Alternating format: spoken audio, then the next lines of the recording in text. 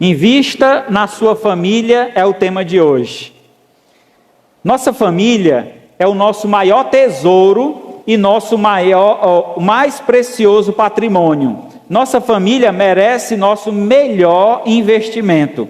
Não adianta correr atrás de bens materiais e substituir relacionamentos por coisas. Pessoas valem mais do que coisas. Por isso devemos investir em nossa família. Vamos então, vejamos o investimento feito por Deus na família e apliquemos em nossa família também. Abra aí no Salmo 127, verso do 1 ao 5. Salmos 127, versículo 1 a 5.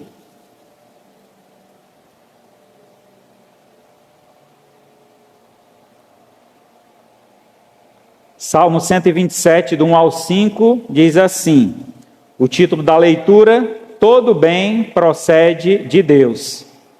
Se o Senhor não edificar a casa, em vão trabalham os que a edificam. Se o Senhor não guardar a cidade, em vão vigia o sentinela. Inútil vos será levantar de madrugada, repousar à tarde, comer o pão que penosamente granjeaste. Aos seus amados ele dá enquanto dormem. Herança do Senhor são os filhos, o fruto do ventre, seu galardão. Como flechas na mão do guerreiro, assim os filhos da mocidade. Feliz o homem que enche deles a sua aljava. Não será envergonhado quando pleitear com inimigos à porta. Oremos ao Senhor. Santíssimo Deus, Pai de infinita bondade, louvamos o Teu nome, agradecidos, ó Pai, por mais uma oportunidade que temos de juntos aqui neste templo podermos Te adorar, podermos, ó Pai, expressar toda a nossa alegria de estar na Tua presença, buscando assim, ó Pai, realizar a Tua santa vontade. Ó Pai querido, peço neste momento por cada família aqui representada, que o Senhor conceda a cada um de nós sabedoria, disposição, para que possamos investir os melhores recursos, o melhor do nosso tempo, o melhor da nossa força, para que tenhamos, ó Pai, famílias fortes e edificadas no Senhor e na Tua santa palavra. Ó Pai querido, vem abençoar o Teu povo, que hoje se reúne buscando fazer a Tua vontade e cumprir o Teu propósito. Como também, ó Pai, eu Te peço, estende a Tua bênção sobre cada lar, sobre cada família que nos assiste através desse vídeo, desta live. Abençoa também, Senhor, os amados irmãos que não puderam chegar hoje por conta de enfermidades. Que o Senhor derrame bênção sobre suas vidas, os curando, trazendo de volta, Senhor, em saúde plena para Te adorar e para Te servir. Assim nós Te louvamos, em nome de Jesus, Teu Filho amado, que vive e reina para todo sempre. Amém. Graças a Deus. Muito bem. O salmo que nós acabamos de ler, amados irmãos, é um salmo de romagem. Este é um salmo de Salomão. Eu já falei para vocês que salmo de romagem eram os salmos que eram usados como cânticos. No percurso que as pessoas iam de suas terras até o monte onde ficava o templo de Salomão, o templo que Salomão construiu a Deus, o templo era para Deus. E no decorrer dessa caminhada, e alguns caminhavam muitos quilômetros, eles iam cantando os salmos. E este então era um destes salmos que era entoado, então um cântico de romagem. Ele foi escrito por Salomão, inspirado por Deus. Neste salmo então nós podemos observar com clareza investimentos que precisam ser feitos na família para a sua edificação e prosperidade. Vamos ver pelo menos aqui 4 investimentos. Vejamos qual o primeiro. Então, primeiramente, invista mais na segurança de sua família. Versículo 1. Se o Senhor não edificar a casa, em vão trabalham os que a edificam. Se o Senhor não guardar a cidade, em vão vigia a sentinela. A segurança que o texto nos apresenta é a segurança da confiança no senhorio de Cristo. Nós precisamos aprender, irmãos, e ensinar a nossa família a confiar no Senhor, acima de tudo. Eu confio na minha força, no meu trabalho. Enquanto eu tiver força para trabalhar, ninguém lá de casa vai passar fome. Você não pode garantir isso. O dia de amanhã pertence a Deus. Você não sabe se amanhã está vivo. Você não sabe se amanhã você ainda estará trabalhando nessa empresa. Então é importante que a nossa confiança esteja no Senhor. Por isso que o texto é bem claro em dizer: se o Senhor não edificar a casa, em vão trabalham os que edificam.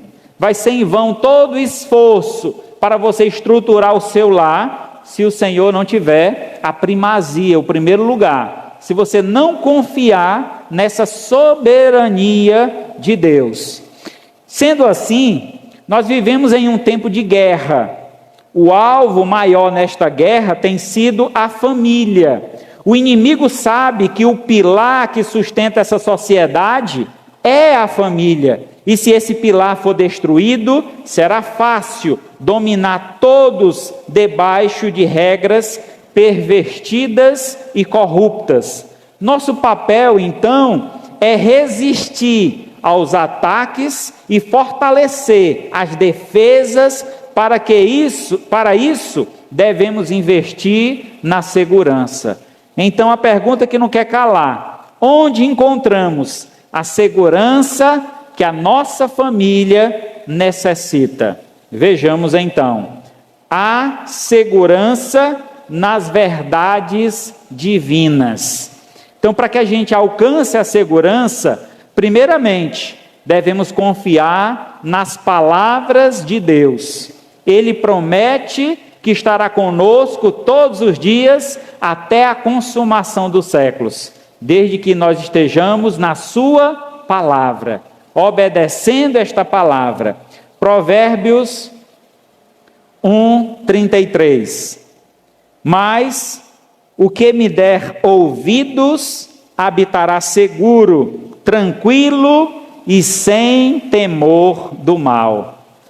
Você quer estar em segurança, meu amado irmão? Dê ouvidos à palavra de Deus. Agora, não façam dos seus ouvidos ouvido de mercador. Vocês já ouviram essa expressão, né? De alguém que está ali passando no mercado, numa feira, e cada um grita um preço. O cara abaixou, cebola é R$2, olha aqui a batata, venha comprar o chuchu. E aí cada um gritando uma coisa e você passa. Se alguém te perguntar lá na frente, quanto é que estava a cebola? Pai, não sei não. Era tanta gente gritando, você entrou no ouvido e saiu no outro. Você não deu ouvidos. Você ouviu, mas não deu ouvidos. É importante, irmãos, além de ouvir a palavra, dar ouvidos. E dar ouvidos é estar atento, é obedecer, é seguir os conselhos. Então a segurança de uma família está quando nós ouvimos a palavra de Deus e seguimos as suas orientações. Então a segurança está nas verdades divinas, e elas são muitas que nós podemos encontrar nas Escrituras.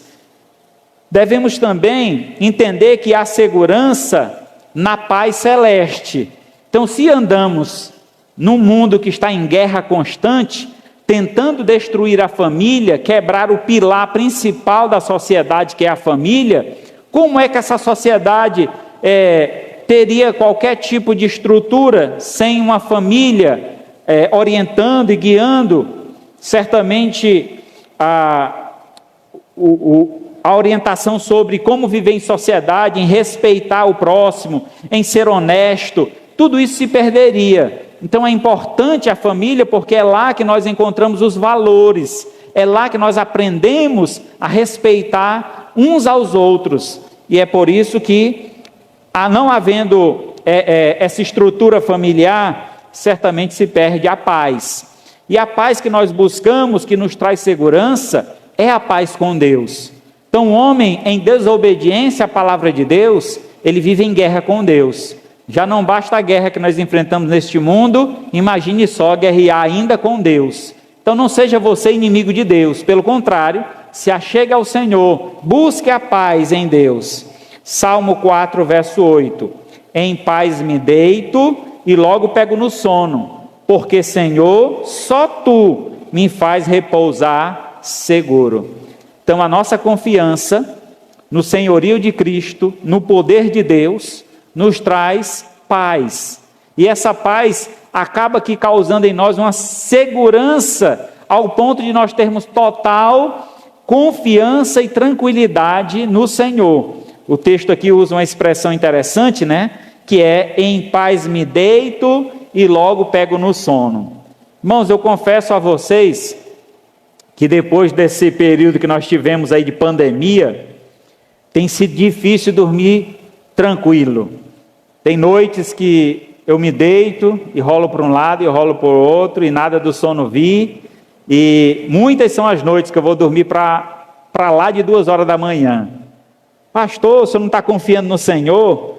Porque são muitas as dificuldades, as lutas, as tribulações, irmãos, que tiram a nossa paz. E se nós verdadeiramente não confiarmos que é o Senhor que vai resolver todas as coisas, porque aquilo que é impossível para o homem é possível para Deus, a gente não alcança essa paz. A paz está quando entregamos por completo nossa vida ao Senhor. E Deus disse, né, se nós o buscarmos em primeiro lugar, buscarmos o reino de Deus em primeiro lugar, as outras coisas serão acrescentadas. Então não tema, confia, espera. Então algumas noites eu tenho sofrido, mas são lições que eu preciso também aprender a investir mais na minha paz e na paz celestial, né, a paz que vem do Senhor.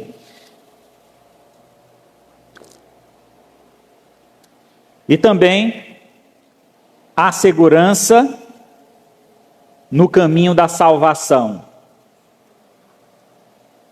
Provérbios 3:26. Porque o Senhor será a tua segurança e guardará os teus pés de serem presos. Então nós temos, irmãos, neste mundo que entender que somos peregrinos. Estamos aqui de passagem, nós não somos deste mundo. Há uma promessa do nosso Senhor Jesus Cristo, onde Ele disse que iria preparar um lugar, e então assim que tivesse preparado, Ele voltaria e nos levaria, arrebataria, nos tiraria deste mundo, para que nós pudéssemos habitar com Ele para sempre nos altos céus. É uma promessa que Jesus fez aos seus discípulos, e nós devemos colocar nossa confiança nessas promessas. Teremos então a paz, teremos a segurança da salvação, porque confiamos na promessa de Cristo, confiamos na promessa do Senhor, e o Senhor promete que estará seguro aquele que espera no Senhor, estará seguro aquele que tem a sua fé completamente em Deus, e este será guardado os seus pés, para que ele não tropece, para que ele não seja preso, para que ele não caia. Então esta é a confiança, esta é a segurança que nós encontramos no Senhor. Então, diante de muitas vezes procuramos trazer segurança para a nossa casa, colocando câmeras, colocando cerca elétrica, a melhor segurança que nós podemos trazer para a nossa família é ouvir a voz de Deus, buscar a paz com o Senhor e andar nos seus caminhos, para que então sejamos seguros e guardados por Ele. Aí teremos feito um bom investimento na segurança de nossa família. Em segundo lugar,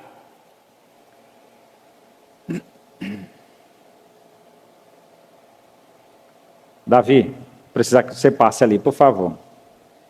Em segundo lugar, invista mais tempo produtivo em família.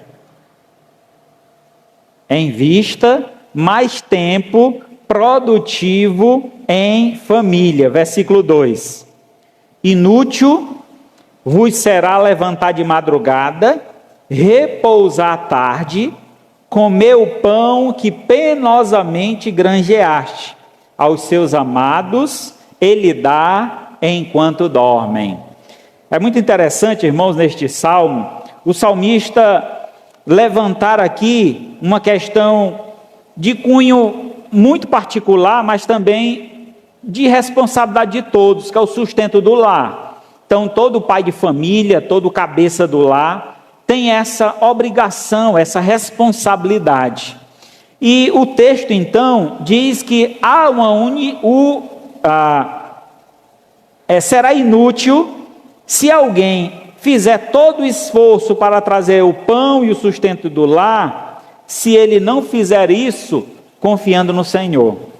Se ele não fizer isso em obediência à palavra de Deus. Será inútil todo o esforço que não vem com o propósito de honrar e glorificar a Deus. É muito comum na nossa sociedade, né, pais ou mães terem uma filosofia, uma ideia de que o que eu não tive na minha infância, eu quero que os meus filhos tenham. E às vezes, irmãos, o que nós não tivemos na nossa infância, ele moldou o nosso caráter que nós temos hoje. Por exemplo, aqueles que têm aí 40 para cima, né? São pessoas muito criativas. São pessoas que fizeram seus próprios brinquedos na infância. Quem nunca fez um carrinho com uma lata de leite ninho ou uma lata de óleo? Lembra o óleo Pajeú? Fazia-se um furinho na lateral da lata, botava um cordãozinho, saía puxando. Isso é criatividade. Os pais não tinham dinheiro, os filhos tinham que inventar e criar os próprios brinquedos. E assim nós vivemos, e assim nós crescemos, e assim sustentamos nossa família hoje, porque desenvolvemos esse caráter de ser criativo, de sermos desenvolvedores, criarmos aquilo que for necessário para dar o melhor para a nossa família. E entendemos que aquilo foi importante, e deve ser também importante para os nossos filhos hoje. Vivemos em uma sociedade completamente transformada, mudada. Hoje a nossa sociedade está voltada muito para o campo da informática, a modernidade aí tomou conta, né? Tudo hoje é eletrônico. Hoje um caderno para o menino desenhar tem eletrônico, você lá desenha, apaga, escreve de novo, apaga. É bom que não gasta papel, né? Faz vários desenhos. É bom, são coisas boas, mas ao mesmo tempo nós vemos também que os nossos filhos perdem isso que nós tivemos no passado. E às vezes aquela ideia de dar tudo para os nossos filhos fazem com que eles não valorizem o que têm. O que vem fácil, também vai fácil. Eles têm tudo que quer, na hora que quer, quebra, eu não quero mais esse, quebra e ganha outro. Então devemos aprender a ensinar os nossos filhos o valor das coisas, que eles possam ter consideração para com o esforço que o pai e a mãe tiveram para conseguir comprar aquele objeto. Na minha infância, irmãos, uma casa que tinha uma televisão era uma casa de rico. E muitas vezes um vizinho na rua tinha uma televisão e se juntavam os vizinhos quase tudo para assistir na casa dele. Ficavam na janela, na porta, sentados no chão, em todo canto, para assistir a TV. Hoje nós temos na nossa casa 2, 3 televisões. E veja como a coisa hoje está mais facilitada, mas com isso, muitas vezes, desconecta a família. Fica cada um conectado em uma tela e acabamos desconectando da importância que é de estarmos juntos, de fazermos as coisas juntos, de crescermos juntos. Então, invista mais tempo, e tempo produtivo com a tua família. Aproveite o tempo que você tem. Eu sei que o tempo está corrido, nós temos pouco tempo, mas o tempo que você tiver, aproveite junto com a sua família. Use esse tempo para a glória de Deus.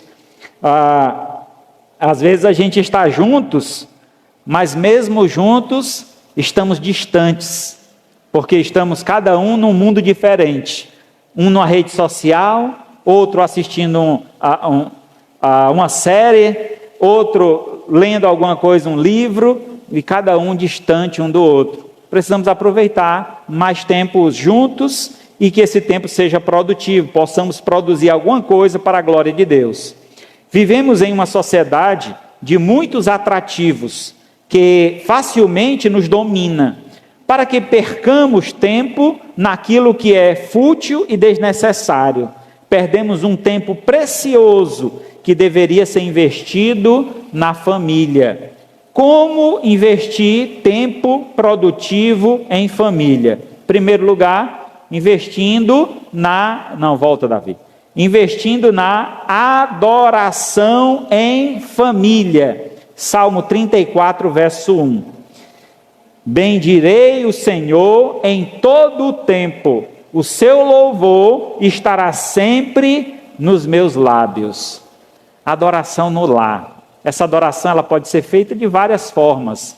Uma boa conversa com os filhos, um momento de culto no lar, que tem se esquecido também nos dias atuais. Poucos lares têm se preocupado em realizar um culto no lar, cantar alguns louvores, fazer uma oração junto, ler um texto bíblico, explanar aquele texto com os filhos. A gente precisa, irmãos, investir mais tempo nisso. Isso é adoração a Deus com a família. A gente traz a família para a igreja.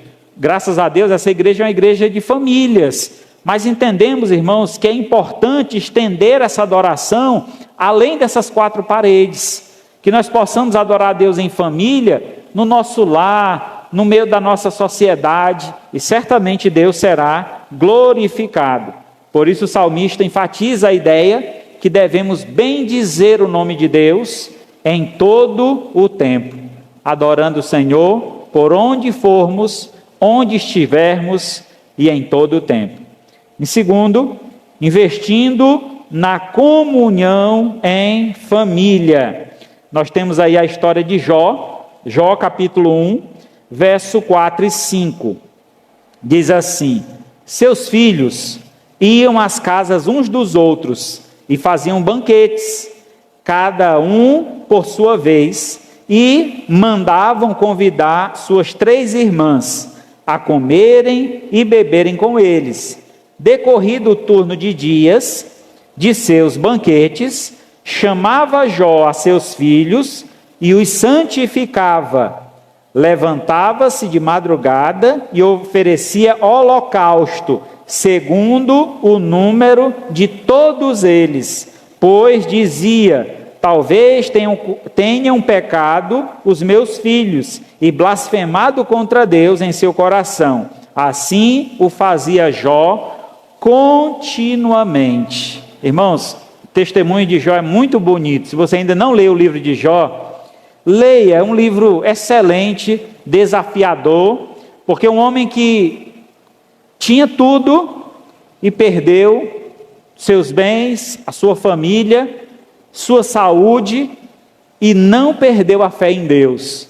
E a fé que aquele homem tinha em Deus fez com que Deus abençoasse a vida dele e multiplicasse muitas vezes mais tudo que ele havia perdido aqui na terra. E certamente essa multiplicação será muito maior no reino dos céus. Porque esta é a promessa do Senhor: se formos fiéis no pouco, sobre o muito, Ele nos colocará. O destaque que eu queria tirar desse texto era como havia comunhão entre os filhos de Jó. E como foi que eles aprenderam essa comunhão? Certamente em casa, com os pais.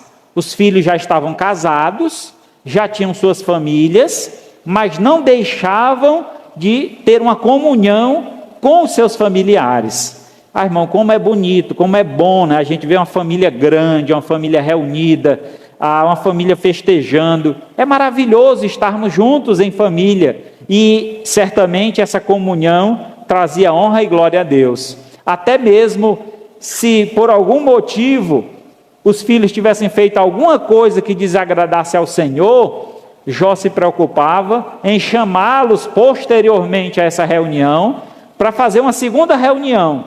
Essa não mais para festejar, mas para adorar a Deus. E nesta reunião de adoração, Jó então santificava seus filhos, consagrava os seus filhos a Deus. A santificação é uma purificação. Então ele fazia um processo de purificação. E dentro desse processo, ele oferecia holocaustos, sacrifícios a Deus. E estes sacrifícios eram em favor da vida dos seus filhos, pedindo a Deus perdão pelos seus pecados. Irmão, essa é a comunhão que Deus espera que nós possamos investir em nossa família. Uma comunhão que mesmo depois que os nossos filhos saírem do ninho, continue a nossa conexão, continue a nossa união. É muito triste quando filhos saem da casa dos pais e esquecem os pais, não ligam mais para os pais. De quem é a culpa? É do filho? Às vezes é dos próprios pais que não ensinaram os filhos a ter essa conexão. Já ensinaram os filhos, tem família que tem uma ideia, né, que o mundo diz, né, que é o seguinte: nós criamos filho para o mundo. Nós não criamos filhos para o mundo, criamos filhos para Deus. Devemos criar os nossos filhos para a honra e glória do Senhor. Eles são do Senhor, o Senhor só nos cedeu. A herança do Senhor são os filhos, então eles são do Senhor, foram dados a nós para que nós cuidemos e demos direção nas suas vidas de acordo com a vontade de Deus. Mas entendemos que isso só será possível se nós investirmos verdadeiramente tempo em ensinar os nossos filhos no caminho em que deve seguir, para que quando eles ainda forem velhos, não se desviem desse caminho. Em terceiro lugar, invista mais nos valores familiares. Versículo 3. A herança do Senhor são os filhos, o fruto do ventre, seu galardão. Herança do Senhor. A herança é algo que recebemos e não tivemos nenhum trabalho para conseguir. Diante disso, entendemos que termos filhos é uma bênção de Deus. É tanto que nos tempos antigos, uma família que não conseguia, ter filhos, era tida como uma família amaldiçoada. Se via como Deus estava dando uma maldição, uma praga sobre aquela família. Então era importante os filhos levavam adiante o legado da família, tudo que a família representa. Hoje tem se esquecido muito dessa ideia, dessa cultura dos nomes das famílias. No passado isso era muito representativo. Eu faço parte da família aqui do Aracati, a família Gondim. Rapaz, uma família famosa, família que tiveram aí vereadores, família que, eu acho que veio de Portugal, Gondim, sabe, é de Portugal, né? Então, a família que veio de Portugal, uma família importante. Nós temos um irmão aqui, Fabrício, temos o Roberto também, é Gondim, e uma família importante. Nós fazemos parte de uma família mais importante do que todas as outras, a família de Deus. E devemos valorizar isso, irmãos. Devemos respeitar isso. Devemos ensinar os nossos filhos a respeitar esse valor familiar. A gente tinha muita preocupação no passado, de não negar o nome da família. Aí quando alguém da família seguia um caminho errado, a gente chamava de ovelha negra da família. Essa aí é a ovelha negra da família, desertou a família, abandonou a família, sujou o nome da família. Então usava uma expressão antiga. Mas entendemos que é necessário ensinar valores para que haja respeito dentro deste contexto familiar. E os valores que nós precisamos ensinar aos nossos filhos são valores de entendimento, de compreensão da nossa ligação com Deus. Somos uma família, mas a nossa família também tem uma forte ligação com Deus. Também somos filhos de Deus. E temos uma responsabilidade de levar o nome de Deus, de respeitar e elevar este nome às alturas, sendo Deus glorificado através do nosso procedimento, sendo nós reconhecidos como pessoas de valor por conta da família que pertencemos. Se pertencemos à família de Deus, devemos ser reconhecidos como filhos de Deus, fazendo o que agrada ao Senhor. Vivemos então um período em que os valores estão sendo invertidos. Valorizamos as coisas mais do que as pessoas. Com isso, valores primordiais estão sendo esquecidos. Então, em algumas camadas da sociedade, só vale quem tem alguma coisa.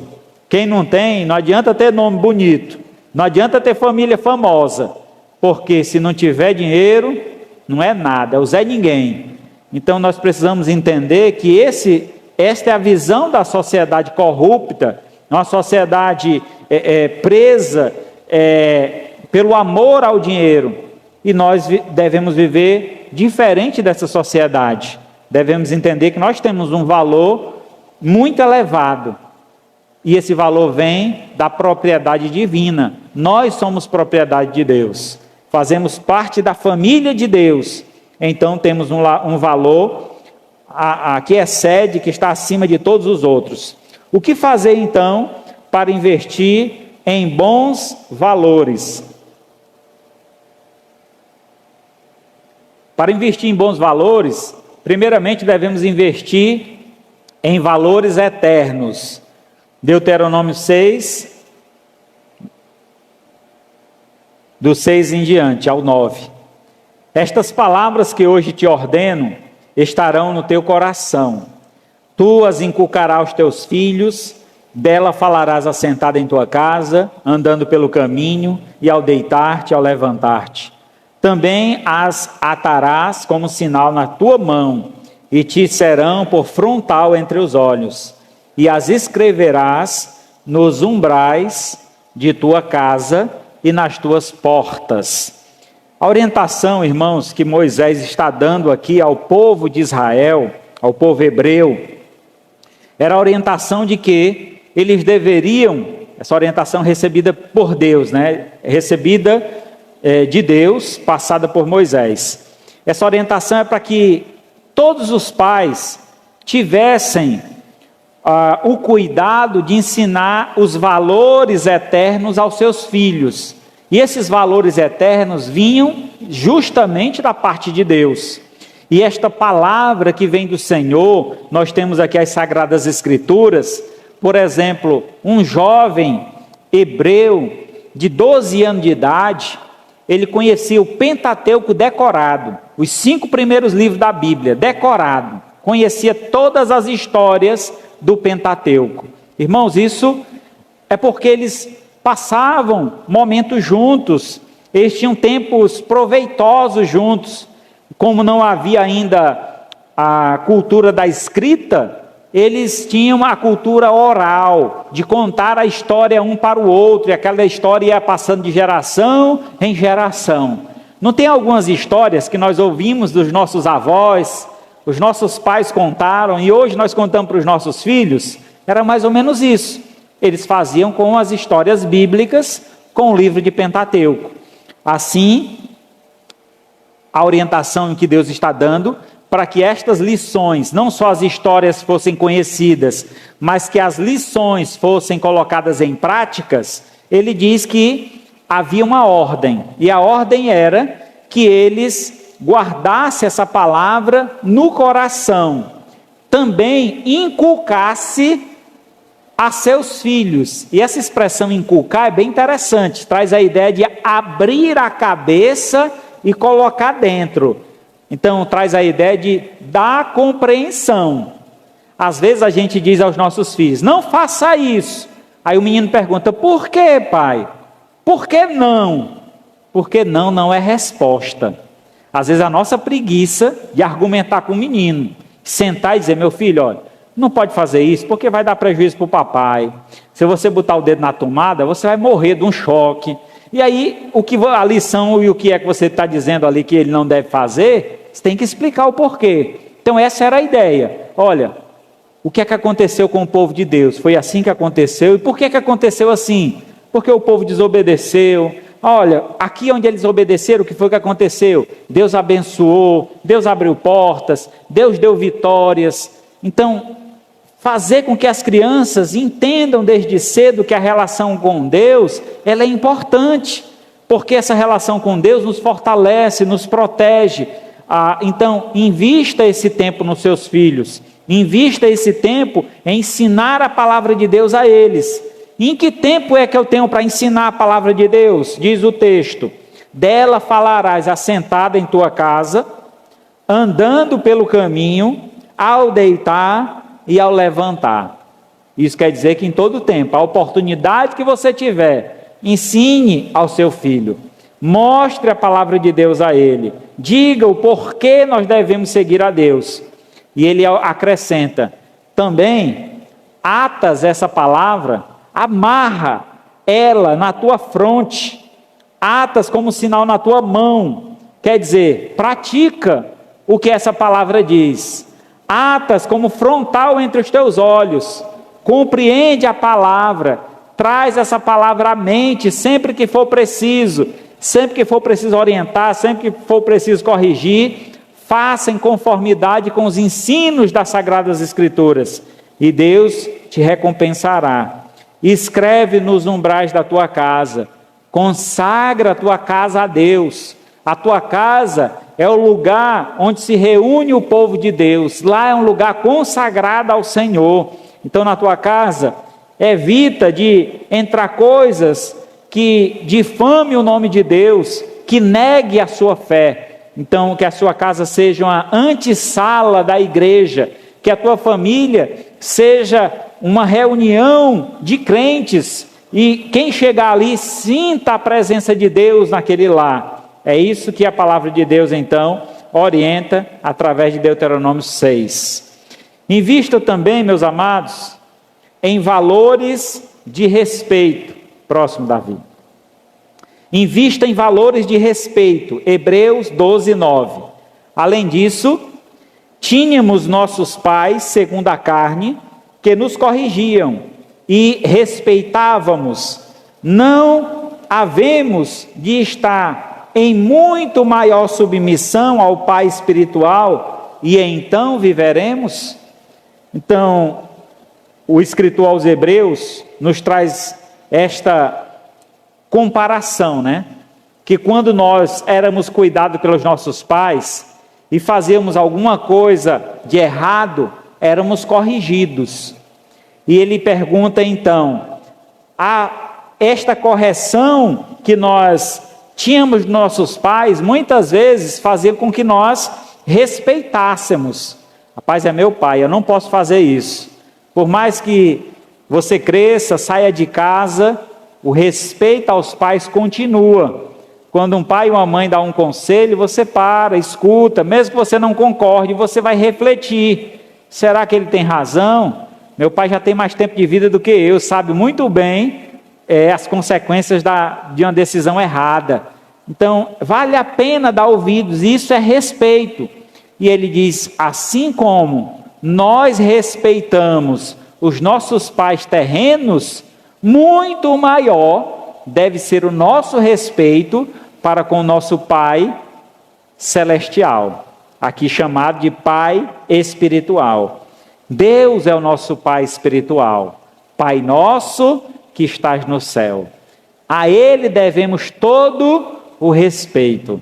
Então, muitas vezes, faltamos ao ensinar os nossos filhos a respeitar a nós mesmos, e consequentemente é isso, os filhos vão para uma sociedade corrupta e não vão respeitar professores, não vão respeitar patrões, não vão respeitar os mais velhos, e as consequências disso são terríveis, porque automaticamente também não respeitam a Deus.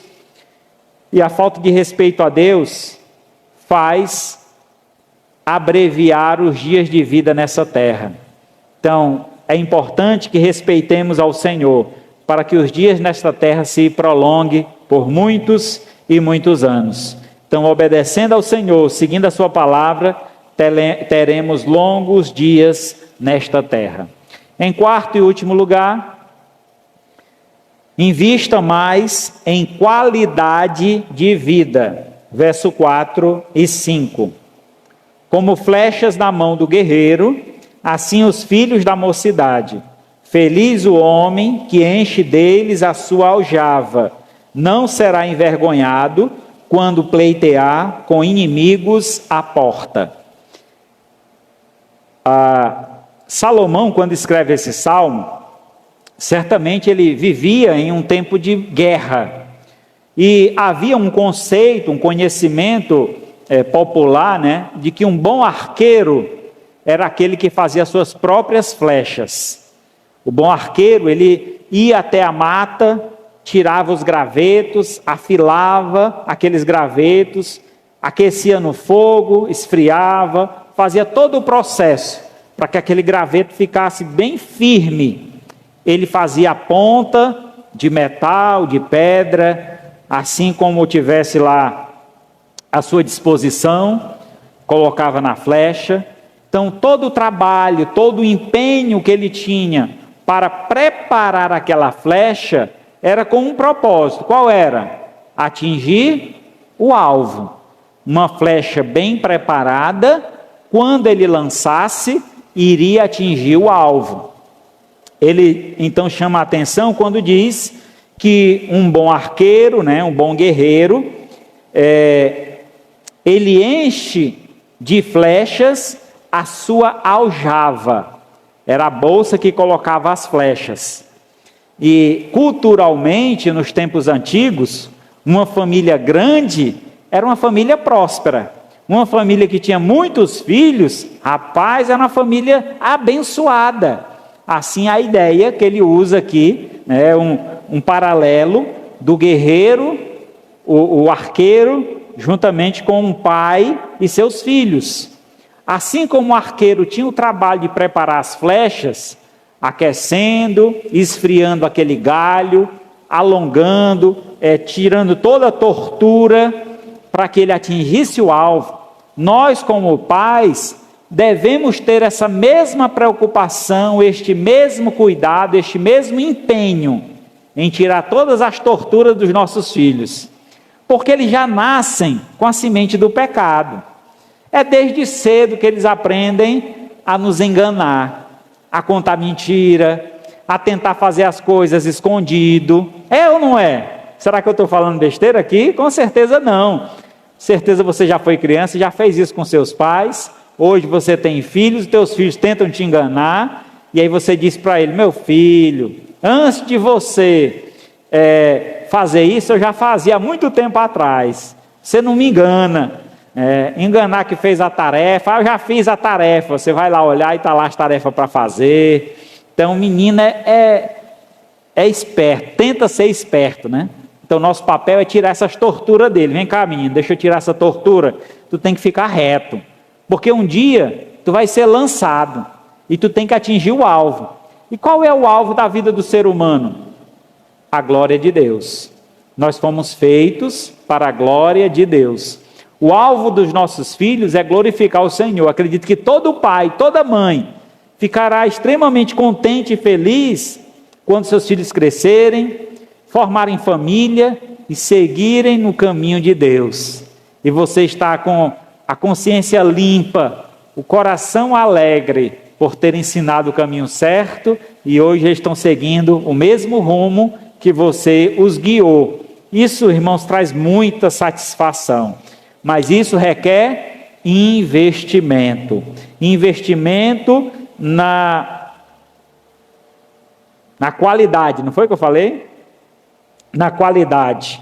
E a qualidade aqui, que devemos dar, diz assim: vivemos com uma preocupação em ter qualidade de vida, mas para atingirmos uma qualidade de vida, não podemos ter uma visão de individualidade, e sim de coletividade, pois a família é um coletivo.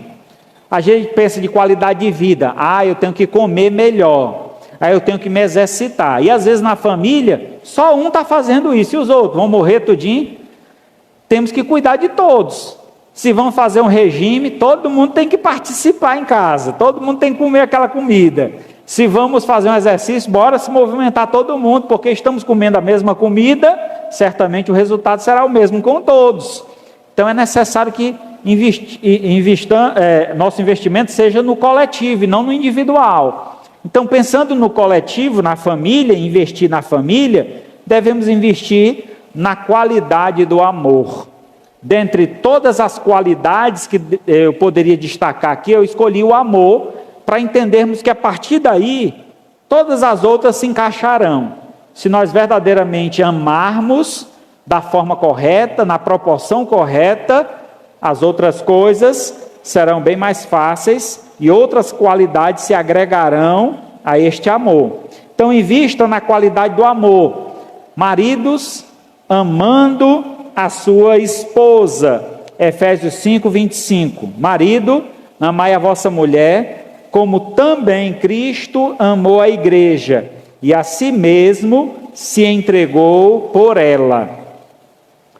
Este é o amor qualitativo que se espera do marido.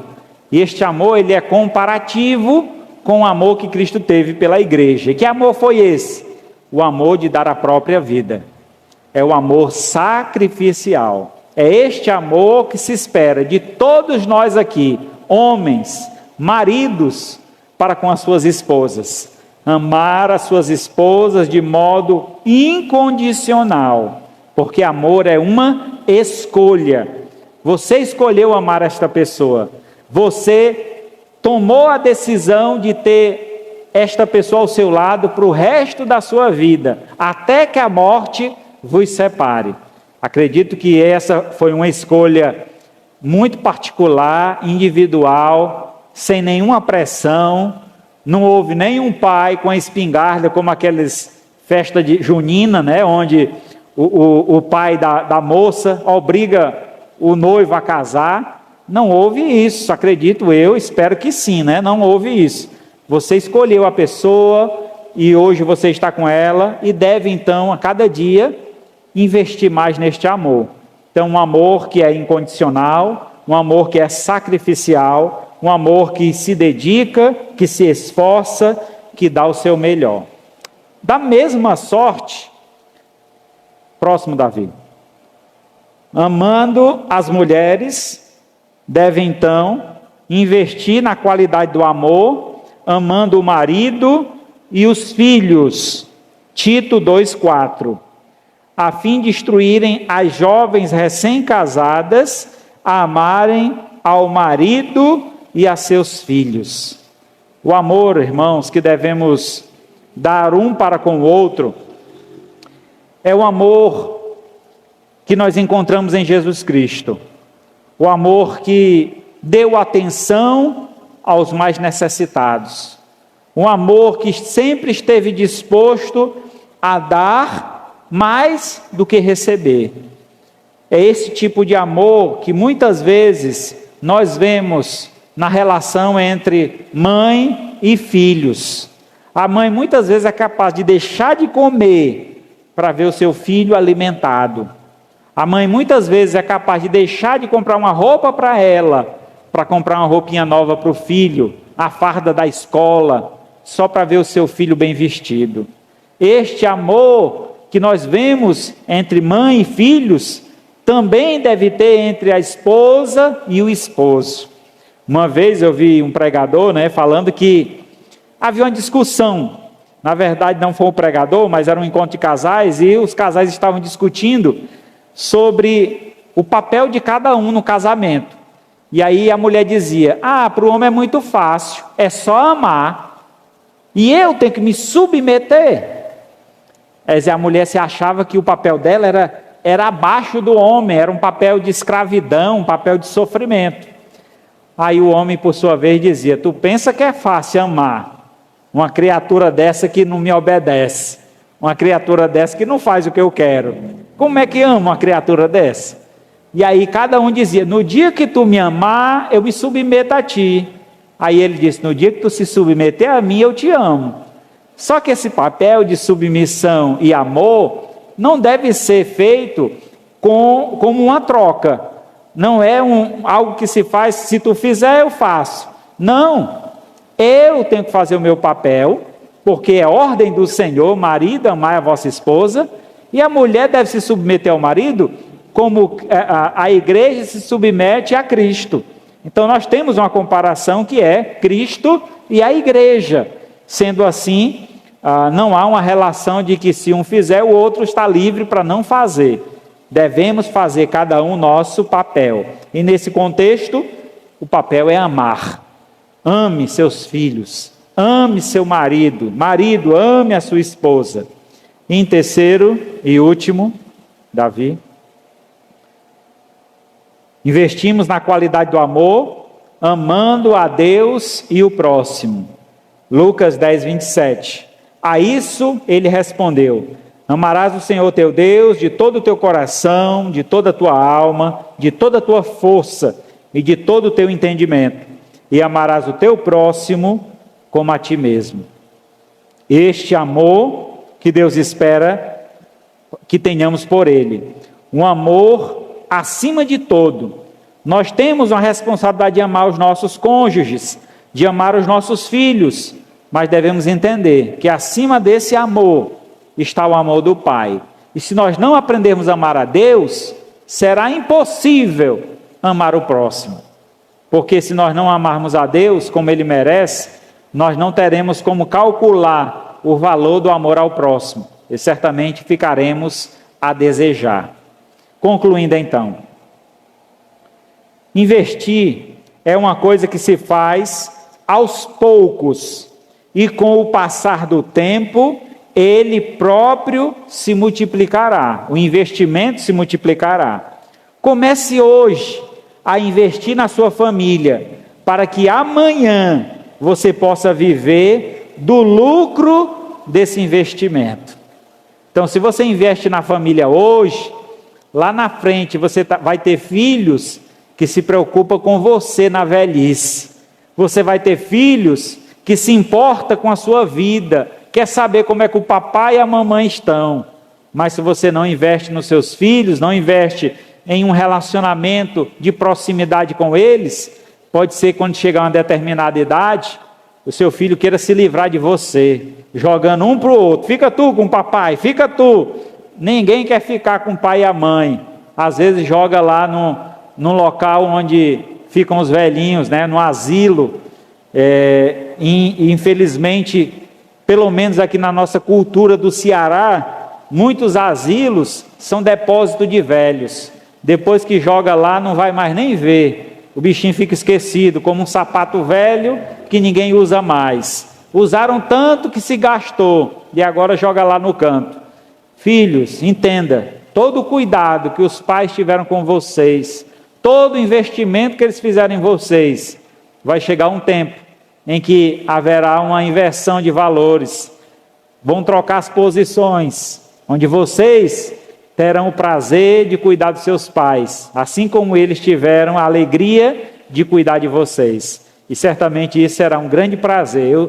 Eu espero em Deus um dia eu poder cuidar da minha mãe. É o desejo que eu tenho no meu coração, porque eu sei o quanto ela trabalhou e se esforçou para cuidar de mim e dos meus irmãos. E eu quero retribuir com alegria essa bênção que ela foi na minha vida.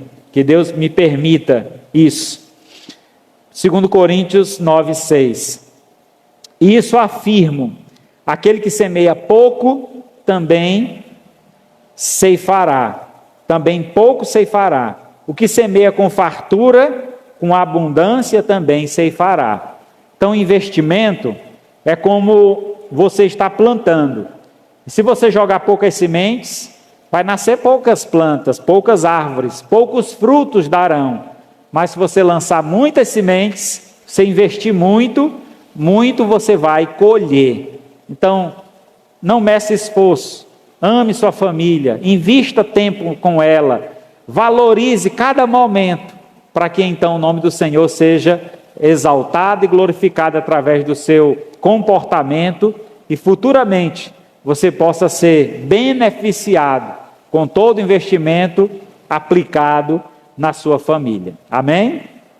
Louvado seja Deus.